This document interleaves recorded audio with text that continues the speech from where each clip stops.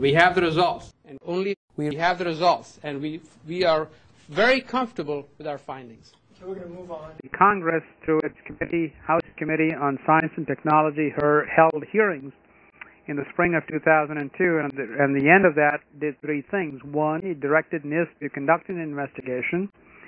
Two, it actually appropriated $16 million of one-time supplemental funding for our laboratory to carry out that investigation. And third, they actually passed a new law that gives us the authority, a more comprehensive authority, to carry out these kind of building and fire safety investigations.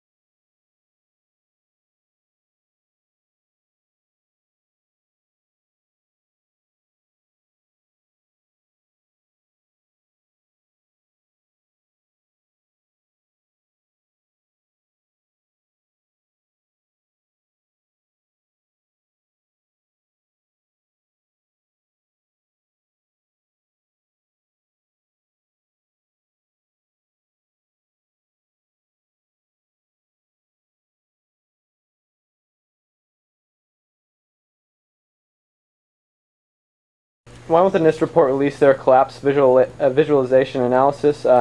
Why didn't the NIST report discuss how one might balance Why don't you ask a technical question? Well, and I'll be happy to answer it. I am asking a technical question.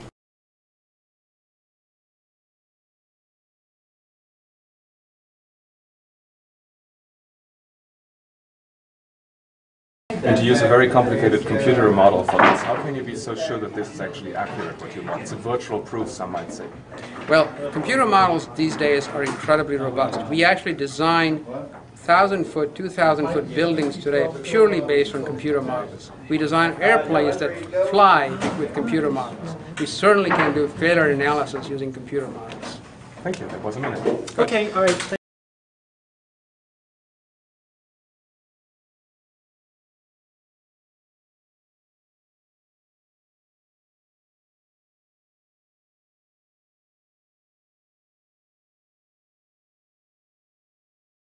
And to use a very complicated computer model for this, how can you be so sure that this is actually accurate, what you want? It's a virtual proof, some might say. Well, computer models these days are incredibly robust. We actually design 1,000-foot, 2,000-foot buildings today purely based on computer models. We design airplanes that fly with computer models. We certainly can do failure analysis using computer models. Thank you. That was a minute. Okay, all right.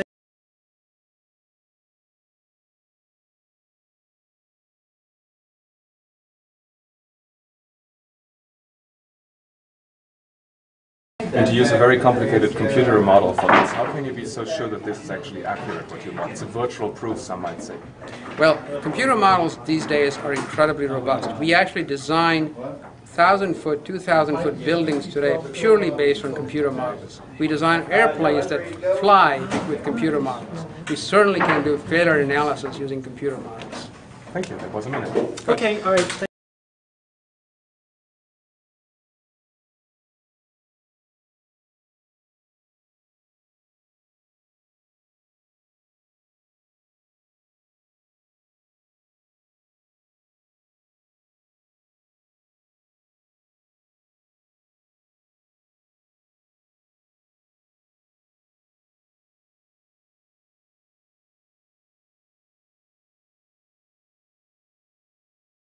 The reason for the collapse of World Trade Center 7 is no longer a mystery.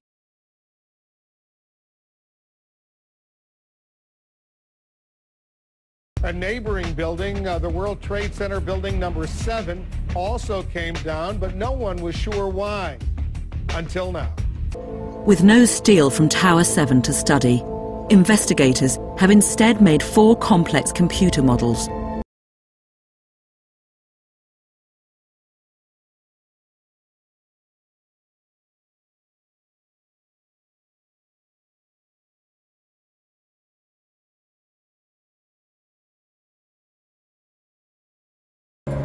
Despite the collapse of Tower 7 making architectural history as the first skyscraper to collapse because of fire, all the steel from the 47-story skyscraper was taken away to be melted down.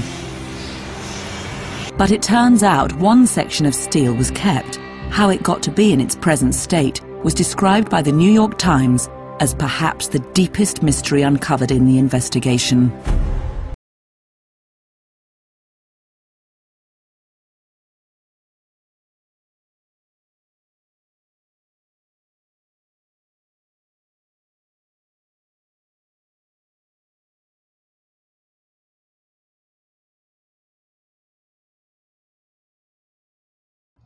With regard to the issue of the residue, there's a reference often made to a piece of steel from Building 7 that is documented in the earlier FEMA report that deals with some kind of a residue that was found, sulfur-oriented residue, and in fact that was found by a professor who was then at the Worcester Polytechnic Institute, Professor Jonathan Barnett.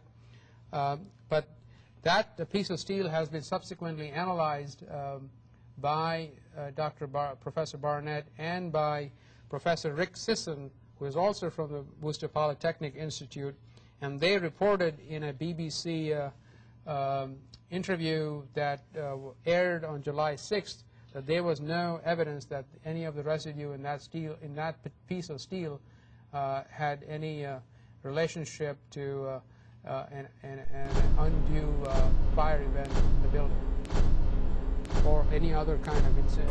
Entirely dissolved right through, and so something happened to cause. Some unique steel that was razor sharp and looked like Swiss cheese was found at ground zero. Firewise professors found eutectic formations, a phenomenon never before observed in building fires.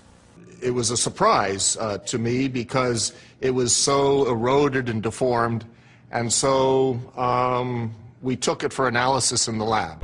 When we did the analysis, we actually identified it as a liquid containing iron, sulfur, and oxygen, which is the same materials found in thermate and causes similar eutectic formations. And even though the New York Times described this as perhaps the deepest mystery uncovered in the investigation, NIST never solved where the sulfur came from. Yet the media experts claimed they were able to unravel the mystery. The claims of the mysterious melted steel from Tower 7 has been unraveled. And they also said they found the source of the sulfur.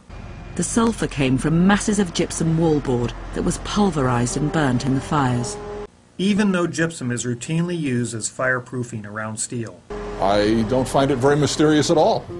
That if I have steel in this sort of a high temperature atmosphere that's rich in oxygen and sulfur, this would be the kind of result I would expect.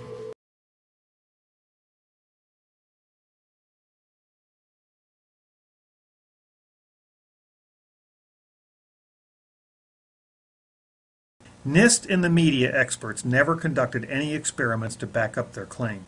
But when gypsum and building material was packed around a steel beam and burned at similar temperatures for long durations, nothing of the sort happened. Yet an experiment with thermate did make the steel razor sharp and look like Swiss cheese.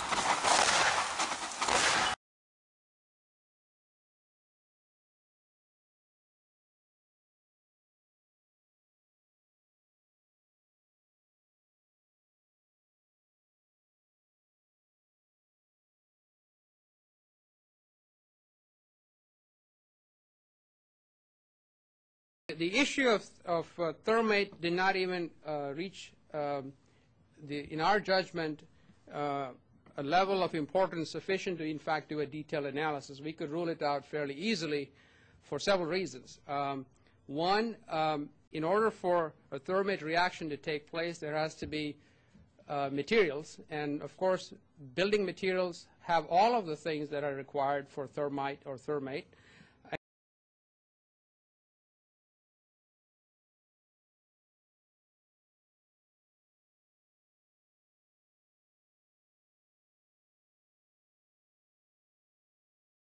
You state in your September 27, 2007 response to a Data Quality Assurance Act request that you were unable to provide a full explanation for the total collapse, and you reiterated from your Twin Towers report that NIST has stated that it found no corroborating evidence to suggest that explosives were used to bring down the buildings.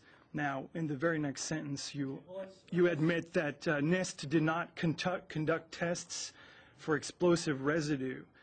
So, of course, it's very difficult to find what you're not looking for. But we're going to move on.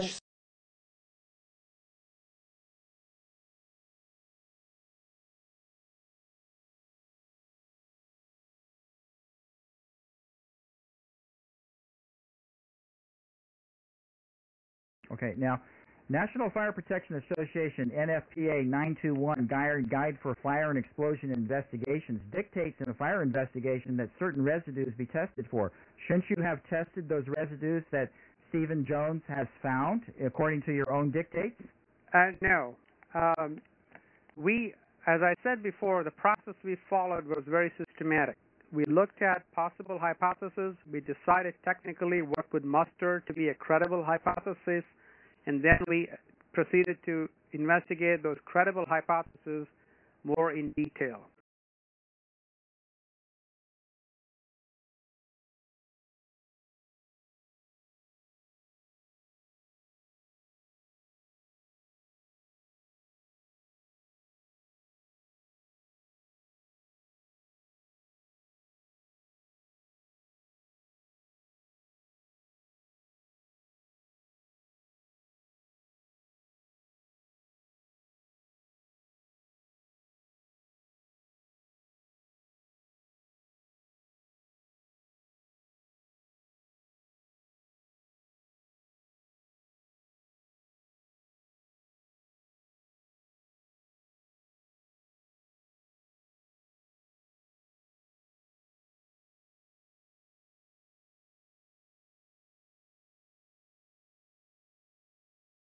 But we did want to make sure that we left no stone unturned. We wanted to make sure we got this right, than to actually rush and provide a solution to the public which was not right.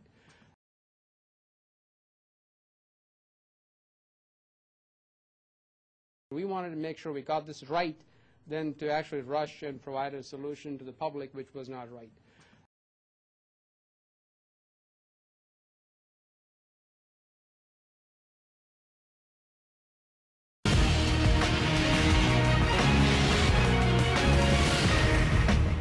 The Twin Towers of the World Trade Center weren't the only buildings that crumbled on September 11th, 2001. A neighboring building, the World Trade Center building number 7, also came down, but no one was sure why until now. Let's go to Deborah Farrick. She's working this story for us. Deb, what are the experts now saying? Well, Wolf, there's a new report, and the findings come after 3 years of studying the collapse of Building 7 just across from the North Tower. This was done using complex computer models, detailed analysis, and eyewitness accounts. So why doesn't everyone buy it?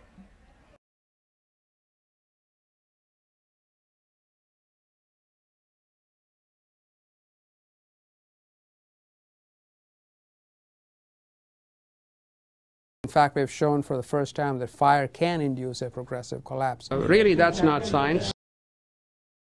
When you don't have a two-way discussion based on peer-reviewed publications, when you don't have discussion based on solid scientific theories, it really doesn't make any sense.